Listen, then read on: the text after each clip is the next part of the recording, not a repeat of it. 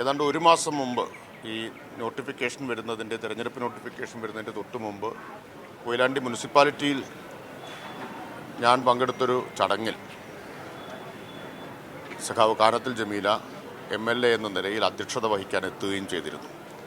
അപ്പോൾ ആ ഘട്ടത്തിലെല്ലാം പ്രതീക്ഷിച്ചത് രോഗത്തെ തോൽപ്പിച്ച് തിരിച്ചു വരികയാണ് എന്നതാണ്. എന്നാൽ പിന്നീട് അപ്രതീക്ഷിതമായിട്ടാണ് രോഗം മൂർച്ഛിച്ചതും അവർ നമ്മോട് വിട പറഞ്ഞത്. MLA എന്ന നിലയിൽ ഊർജ്ജസ്വലയായിട്ട് പ്രവർത്തിച്ച, സഭയ്ക്കകത്തും പുറത്തും പ്രവർത്തിച്ച ഒരാളാണ് സഖാവ് കാനത്തിൽ ജമീല. മികച്ച MLA എന്ന നിലയിൽ അതോടൊപ്പം മണ്ഡലത്തിലെ വികസന പ്രവർത്തനങ്ങളിൽ ഒക്കെ അവർ നൽകിയിട്ടുള്ള സംഭാവനകൾ എല്ലാ കാലവും ഓർമ്മിക്കപ്പെടും.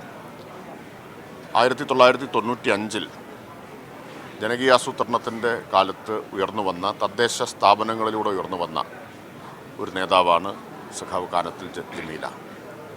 അധികാര വികേന്ദ്രീകരണവും ജനകീയാസൂത്രണവുമെല്ലാം കേരളത്തിന് സമ്മാനിച്ച പ്രഗത്ഭരായ ഒരു നിര വനിതാ നേതാക്കളിൽ ശ്രദ്ധേയയാണ് സഖാവ് കാനത്തിൽ. കാനത്തിലിൻ്റെ വിയോഗത്തിലുള്ള ദുഃഖം ഞാൻ രേഖപ്പെടുത്തുന്നു.